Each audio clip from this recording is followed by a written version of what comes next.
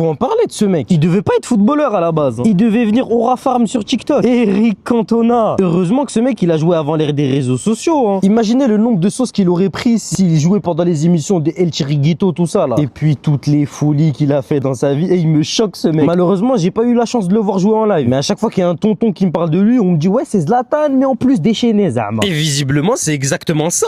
C'était un bûcheron sous sort de rage. Il était arrogant, il était culotté, mais c'était surtout un Aura Farmer. C'était un prouveur, il cherchait qu'à prouver. Donc on est tous son action avec le col relevé là. Je sais pas si je suis le seul, mais la première fois que je l'ai vu faire ça, j'ai cru que c'était juste un mec perdu qui savait même pas comment célébrer un but. C'est de folie, je prenais Cantona pour le fou du bus, je le prenais pour le pitre de service, mesquine. Il faut pas oublier que ce mec, il a envoyé un front kick à un supporter. 8 mois de suspension, travaux d'intérêt général, et lui il décide de faire quoi? Il part tourner un film. J'ai jamais vu un mec comme ça, mais quel culot. C'est là où j'ai capté la vraie différence avec Zlatan. Zlatan, c'est un personnage. Cantona, c'était vraiment un mec touché. À quel moment tu mets un coup de pied sauté à un supporter? Et le pire, c'est que tu lui mets dans la tête. Tout va bien, y a aucun problème. Je pense que c'est lui qui a inspiré les créateurs de Kung Fu Panda. Et le pire dans tout ça, c'est quand il est revenu de suspension, il était encore plus respecté qu'avant. Et ça, même par ses ennemis. Y a plus personne qui avait les cojones pour lui dire quoi que ce soit. En tout cas, si vous avez des anecdotes sur ce mec, moi je suis là et je veux bien savoir. Juste pour la science.